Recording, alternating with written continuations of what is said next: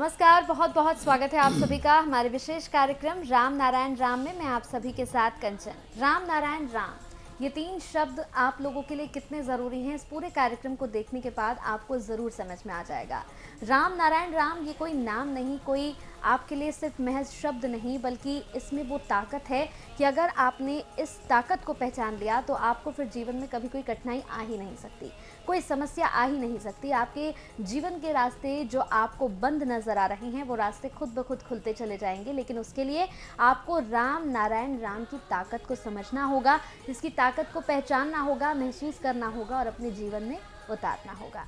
तो चलिए इस कार्यक्रम को शुरू करते हैं। हमारे साथ हमारे खास मेहमान हैं यहाँ पर, उनसे आपकी मुलाकात कराते हैं। हमारे साथ संतान दल के प्रेसिडेंट शंकर सरकार जी और खास मेहमान संगीता मुखर्जी जी हैं। बहुत बहुत स्वागत है। राम नारायण राम। राम नारायण राम। तो इस कार्यक्रम को आरंभ करते हैं और हर एपिसोड में हम बहुत ही महत्वपूर्ण विषयों पर चर्चा करते हैं। प्रेसिडेंट जी और हमारी खास मेहमान संगीता मुखर्जी जी हर एक बात को बड़ी बारीकी के साथ यहाँ पर आप सभी को समझाते हैं। तो चलिए आज भी एक ऐसे ही महत्वपूर्ण विषय पर हम चर्चा करने के लिए तैयार हैं। प्रेसिडेंट जी, आज मैं सबसे पहले एक बहुत ही महत्वपूर्ण विषय पर आपका उत्तर चाहती हूँ कि मनुष्य अपने जीवन में कुछ भी तय नहीं कर पा रहा है, ना अपने लक्ष्य को, ना अपने रास्तों को। वो दूसरों को तो राजा बना रहा है लेकिन खुद राजा नहीं बन पा रहा है। दूसरों को तो, अब मान लीजिए मैं इसका उदाहरण दूं कि हम किसी के यहाँ नौकरी करते हैं, हम उसको तो राजा बना देते हैं, लेकिन खुद हमें कैसे राजा बनना है हम ये तय नहीं कर पाते हैं। इसके बारे में थोड़ा सा बताइए। धरती में जितना 800 करोड़ आदमी जन्म लिया, पैदा हुआ, सब तो भगवान अल्लाह खुदा का बंदा बन के पैदा हुआ। राजा का बेटा तो राजकुमार ही होता है, तो राजकुमार का बेटा अगर पूजा बन जाए, नालायक बन जाए, इसके लिए वो खुद जिम्मेदारी है। अगर हर इंसान उनका जो चिंतन आता है, हर रोज हजारों लाखों चिंतन आता है, चिंतन को अपना चिंतन से चिंतन करना चाहिए, सोचना चाहिए। जब दोनों चिंतन का बीच में हमारा जो विवेक है, जो असली पिता माता है, स्वयं राम नाम है, वो बीच में घुसता है और नजरदारी करती है हम क्या सिद्धांत लेने वाला है। सिद्धांत लेने से पहले ही वो हमको सबको सावधान बने सुनाता है। जे ऐसा करो मत करो, ठीक है, रुक जाओ, बैठ जाओ, नहीं करो मत करो। अगर विवेक चुपचाप बैठा है, कुछ डिस्टर्ब नहीं करता है, मना नहीं करता है, तो अब जो चिंतन आया, आप खुद जो चिंतन ले रहा है वो कर सकता है, उसमें कोई प्रॉब्लम नहीं है। जब विवेक अंतरात्मा मेरा अंदर बैठा हुआ है, जो हमारा धुक चलाता है बैठ के, वो अगर सावधान बनी देता है, मना करता है, ना करता है, नहीं करने के लिए निर्देश देता है, तो उनको मानना हर इंसान के लिए जरूरी है। जो नहीं मानता है, फिर विवेक क्या करता है, खुद कमजोरी बन जाता है। इसलिए हमारा शरीर कमजोरी हो जाता है, मन कमजोरी हो जाता है, माइंड दुर्बल हो जाता है, वीक हो जाता है। तो भी हम नहीं सुनता है, तो एकदम शरीर को छोड़ देता है, हम आगे नहीं बढ़ सकेगा, ऐसा कर देता है। तो भी जबरदस्ती हम करने के लिए जाता है तो बढ़ता है। तो इसलिए हर इंसान प्रकृति को फॉलो करे जन्म से।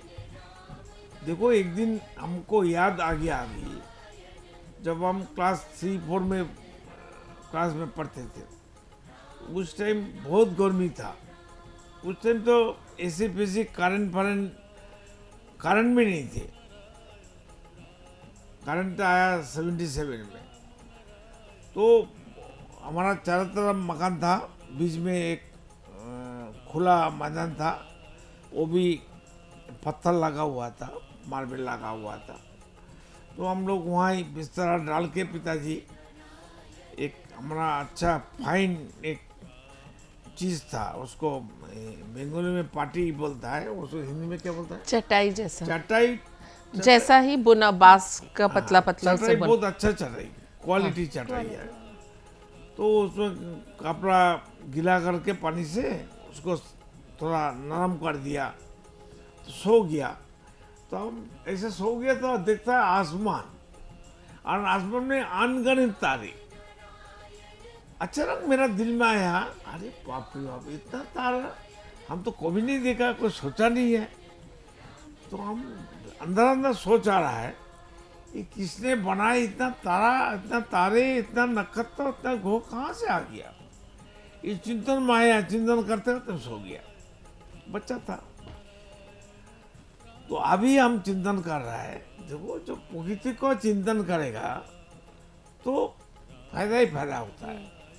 तो 25 साल पहले हम जब वॉशरूम जाने के लिए, टॉयलेट जाने के लिए रात 2-2:30 बजे के 3 बज गया, होके 2:45 बज गया, तो मच्छरदानी उठाया, उठा के ऐसे रख के निकलेंगे तो दिखता है मेरा घर का जो छत होता है ना, क्या बोलते हैं उसको, छत वो नहीं है। छत का ऊपर भी और एक मंजिल है, वो भी कहाँ चला गया। उसमें गुरुजी का बिस्तरा बिस्तरा सब कुछ है, पलंग फलंग सब कुछ है। तो हम सोचे क्या बात है, मेरा छत कहाँ चला गया, आसमान दिखाई देता है जो क्लास 3 में हम देखा था, फिर दोबारा दिखाई देता है, क्या बात है। तो हम बैठ के चिंतन कर रहे, फिर हम बाजू में गया, मेरा वाइफ और मेरा बेटिया उस रूम में थे। हम बोले उठो उठो, हमारा छत चला गया। हाँ, वो क्या बोलता है, हाँ है, हम देखते हैं हाँ आ गया। ऐसा 3 टाइम्स हुआ। अच्छा, रात में ही होता है, रात 2 से 3 बजे का अंदर। तो हम चिंतन करके हम देखा, जो बचपन में हमको जो चीज दिखा था, वही चीज को हमको 3 टाइम याद दिलाया। जी आसमान क्या है, तारे क्या है, इसको बारे में हमको सोचने के लिए मजबूर कर दिया। तो हर इंसान को आसमान का बारे में सोचना चाहिए। देखिए, आसमान में अगर तारे नहीं होता और उसका लाइट, उसका ऊर्जा नहीं होता, तो हमारा आंखों में दिखाई नहीं देता, समझ गया ना। तो अगर तारे नहीं होता तो आसमान बोल के कोई चीज है, इनका कोई मीनिंग ही नहीं रहता, कोई बात नहीं होता। तो इसलिए तारे है तो आसमान है, आसमान है तो तारे है, आसमान तारे है तो हमारा धरती है, जो पृथ्वी वो भी है। जी बिल्कुल। तो धरती पृथ्वी है, इसलिए हम लोग जीते हैं, बैठते हैं, खेती करते हैं, मकान बनाते हैं, स्कूल कॉलेज बनाया, स्कूल कॉलेज में जाते हैं। तो हर इंसान को सोचना चाहिए समस्या कहाँ से होता है। जब हम लोग जन्म ले लिया, हमारा समाज, हमारा परिवार, हमारा पिता माता, ये जो समाज का जो सिस्टम है मैन मेड, जी ये हमको उनका समाज का जो मैन मेड पिंजर होता है, संस्कार होता है, जो अंधेरा संस्कार, अंधेरा बेवकूफ का काम है, वो बच्चे के ऊपर भी डाल देता है। देखो ये करो, ये मत करो, ये खाओ, ये मत खाओ, ये देखो। तो उसी टाइम से बच्चे का दिल में जहर भर देता है और डर पैदा कर देता है। तो बच्चा आगे नहीं बढ़ सकता है। इसलिए जो अभी अभी नया बच्चा पैदा हुआ, जैसा प्रिजन होता है ना, जेल होता है, कैदी को रखता है, ऐसा जेल, बड़ा जेल बना के उसमें बच्चा लोग को लेके रख देगा 1 साल उम्र से ही। बाहर का कोई नज़ारा उनको पता नहीं होगा, देखेगा नहीं। जी। तो उसमें क्या हुआ, प्रकृति और वो जेल खाना और प्रिजन का अंदर जो कुछ है उसके बारे में ही पता हुआ। तो वो पूरा फोकस, पूरा चिंतन, पूरा मंथन वो उसका जो डिमांड है सब आसमान का तरफ चला जाएगा। तो आसमान का तरफ, प्रकृति का तरफ उसका चिंतन, भावना, सोच, डिमांड, मांगना सब उस तरफ हो जाए तब एकदम प्रकृति भर के सबको देगा। यहाँ हम क्या करते, हमारा माता पिता से मांगते, बुजुर्ग लोग से मांगते, स्कूल कॉलेज जाके टीचर से मांगते, ये बताइए वो बताइए। जो एक्चुअल बताने वाला, सृष्टि करने वाला वो है ऊपर आसमान।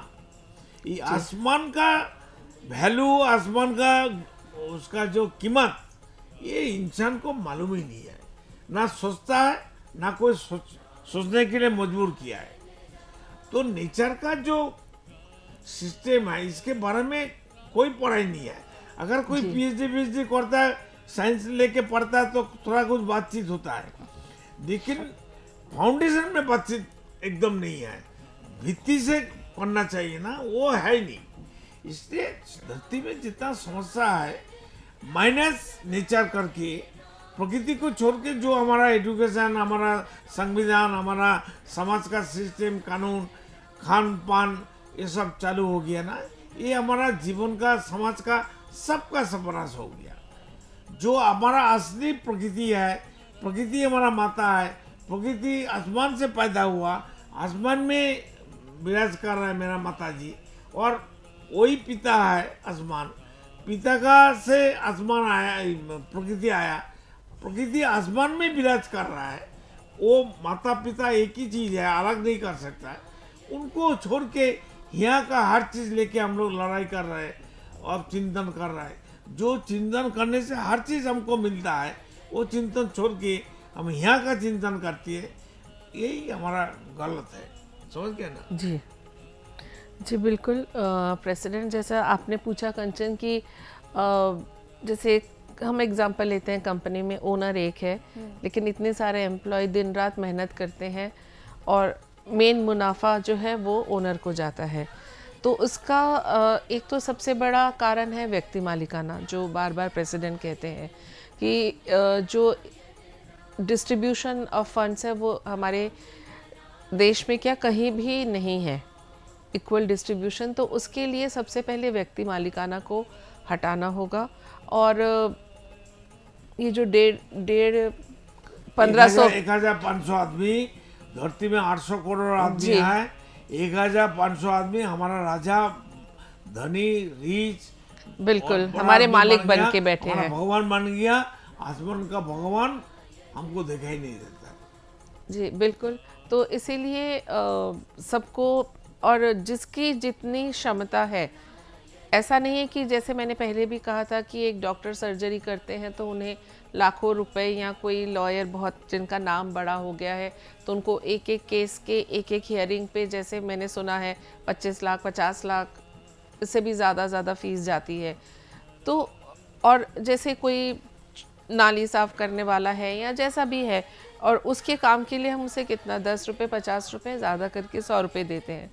तो ये जो है हर लेबर की एक कॉस्ट मिनिमम रखनी चाहिए हमारी सोसाइटी में, कि ठीक है वो डॉक्टर है, उन्होंने बहुत ज़्यादा पढ़ाई लिखाई करके सर्जन बने हैं, वो बिल्कुल अपनी जगह ठीक है, लेकिन इतना भी फ़र्क नहीं हमें रखना चाहिए कि जहाँ 100 रुपये और 50 लाख डिफरेंस हो। डॉक्टर बन गया, जस्टिस बन गया, फिलोसोफर बन गया, समाज का कंट्रीब्यूशन नहीं है, बिल्कुल समाज है, का देन नहीं है, बिल्कुल। और वो भी वही इंसान का मदद से ही तो वो बना, और वो भी वही मार्केट से दाल चावल खरीद के खाते हैं, जहाँ से वो जिसकी 100 रुपये सैलरी है पर डे की, वो भी खरीदता है। तो उसको तो 100 रुपये में क्या मिलेगा, कुछ भी नहीं मिलेगा। तो एक मिनिमम वेज स्केल होना चाहिए कि इतना मिनिमम तो हर इंसान को मिले। और इतना भी ज़रूरी नहीं है कि जो 2 घंटे की सर्जरी करके उन्हें लाखों करोड़ों रुपए जो देते हैं, या जो भी मैं कहूँगी जो आर्टिस्ट लोग हैं, फिल्म में काम करते हैं, या जो है उनकी एक एक आर्टिस्ट की फ़ीस पर मूवी करोड़ों रुपया है। इतना एक इंसान, नॉर्मल इंसान अपनी पूरी ज़िंदगी क्या उसके साथ पुश्ते भी नहीं कमा पाती। तो काम तो सभी करते हैं, अपनी फील्ड में मेहनत सभी कर रहे हैं। तो इसीलिए ये जो किसी को 100 रुपये और किसी को 1 करोड़ रुपया, इस चीज़ को हमें हटाना होगा अपने समाज से, कि मिनिमम एक ऐसा वेज सबको मिले कि जो अपनी लाइफ एक इज्जत से चला सके। कि आज सिर्फ जैसे कोई सिर्फ दाल चावल भी नहीं खरीद के खा पाता और किसी घर में एक आदमी खाना खाएगा और डाइनिंग टेबल पूरा सजा रहता है कि उसका जो मूड होगा उसमें से उठा के खाएगा। तो ये फ़र्क हमें हटाना होगा अपने समाज से। ये फ़र्क जब तक नहीं हटेगा, मालिक और ज़्यादा अमीर पे अमीर बनते जाएंगे और जो एम्प्लॉय दिन रात ईमानदारी से, कर्मचारी जो कर्मचारी हैं दिन रात काम करने वाला, वो अपना पूरा 100% ईमानदारी से अपनी कंपनी को अपना मान के काम करते हैं, वो और ज़्यादा गरीब गरीब गरीब गरीब। फिर इसी तरह से ही तो प्रदूषण फैलेगा सोसाइटी में, चोर बनेंगे। फिर जो एम्प्लॉय है वो भी ये सोचेगा कि मैं दिन रात मेहनत करके मुझे मिल क्या रहा है, मैं अपने एक बच्चे को अच्छे कॉलेज में पढ़ा नहीं सकता, अपने माता पिता की सेवा ठीक से कर नहीं पाता। उनके माता पिता बीमार हो तो सरकारी अस्पताल में जाए और मालिक के घर में कोई बीमार हो तो वो बिल्कुल प्राइवेट नर्सिंग होम में जाए। तो ये फ़र्क नहीं होना चाहिए, ये फ़र्क नहीं होना चाहिए। हर इंसान को कम से कम इतना उसकी, क्योंकि उसने अच्छी पढ़ाई नहीं कर पाया या किसी वजह से डॉक्टर, सर्जन या कोई बड़ा आर्टिस्ट या पॉलिटिशियन नहीं बन पाया, तो इसका मतलब ये नहीं कि उसे जीने का अधिकार नहीं है। वो जो भी काम कर रहा है अपना, उसको तो ईमानदारी से निभा रहा है, तो उसको भी उतना पैसा मिलना चाहिए। उसकी सैलरी भी मिनिमम इतनी होनी चाहिए कि उसके घर में भी कोई बुजुर्ग बीमार हो तो सेवा कर सके, बच्चों को पढ़ा सके, उनके लिए भी सुख सुविधा की चीज़ें खरीद सके। तो ये अगर यहाँ का जो सैलरी बात कर रहा है हम लोग, हाँ सूरज जो काम कर रहा है जी, उनका सैलरी कितना है? कुछ भी नहीं है। आप लोग देते हैं उनका सैलरी? उनको कहाँ देने चाहिए? भारत गवर्नमेंट देता है, चाइना गवर्नमेंट देता है, अमेरिका देता है? जी नहीं। तब तो वहाँ जब सैलरी का सिस्टम नहीं है, कर्म का सिस्टम है, सूरज का, पानी का, हवा का, धरती का, तो उनका कोई कमी नहीं है, हमारा भी कमी नहीं है। तो प्रकृति का सिस्टम क्यों नहीं चालू करते आप लोग? बिल्कुल बिल्कुल सही आपने कहा कि हमें सबसे पहले व्यक्ति मालिकाना जो है वो हटाना होगा, और जब तक हम व्यक्ति मालिकाना नहीं हटाएंगे, मुझे लगता है कि प्रेसिडेंट बिल्कुल सही कहते हैं, मैम बिल्कुल सही कहते हैं कि जब तक व्यक्ति मालिकाना नहीं हटेगा तब तक स्थिति ऐसी ही रहेगी। तो दर्शकों, अगर आपको ये कार्यक्रम अच्छा लगा है और अगर आप टीवी स्क्रीन पर इस कार्यक्रम को देख रहे हैं, अगर आप जुड़ना चाहते हैं, संतान दल से जुड़ना चाहते हैं, तो ये जो नंबर्स आप देख रहे हैं, इन नंबर्स पर आप कॉल करके संतान दल से जुड़ सकते हैं, अपनी तमाम समस्याओं का समाधान पा सकते हैं। यूट्यूब पर अगर आप इस कार्यक्रम को देख रहे हैं तो आप इस कार्यक्रम के जरिए जुड़ सकते हैं। नंबर्स लगातार यहाँ पर भी फ्लैश हो रहे हैं, आप नंबर्स पर कॉल कर सकते हैं। कमेंट करके हमें ज़रूर बताइएगा कि इस कार्यक्रम से आपने क्या कुछ सीखा, क्या कुछ समझा है। तो चलिए, वक्त हो चला है इस कार्यक्रम को समाप्ति की ओर ले जाने का। बहुत बहुत धन्यवाद आप लोगों का, आपने अपना समय दिया। राम नारायण राम। आप देख रहे हैं हमारा खास कार्यक्रम राम नारायण राम शंकर सरकार जी के साथ राम नारायण रामशाह। यह एक महाध्वनि और बीज मंत्र है। यह सभी समस्या का संपूर्ण समाधान है। आप लोग इन्हें अपना के देखिए, मन और दिल में क्या प्राप्त हो रहा है। इस कार्यक्रम का विशेष उद्देश्य इसका प्रचार और प्रसार के साथ ही प्रत्येक मनुष्य की मुक्ति का मार्गदर्शन है, और यह आपके दिल की बात है। इस मार्ग पर पुण्य और मुक्ति निश्चित है। इस कार्यक्रम के माध्यम से संतान दल द्वारा चलाए जा रहे श्रेष्ठ सेवाओं से जुड़कर सबके कल्याण के लिए इस नेक कार्य का हिस्सा बन सकते हैं और वृद्धाश्रम, गौशाला, गरीब और वंचित बच्चों की शिक्षा का भी सहयोग और समर्थन कर सकते हैं। संतान दल सबका एक ही परिवार है। अकाउंट नेम संतान दल, account number 266505000657, IFSC code ICIC 000265। पूरी तरह जानने के लिए आप संस्था के फोन नंबर पर संपर्क कर सकते हैं। Phone number 6291342066, 9836073503। Email ID santandal1960@gmail.com।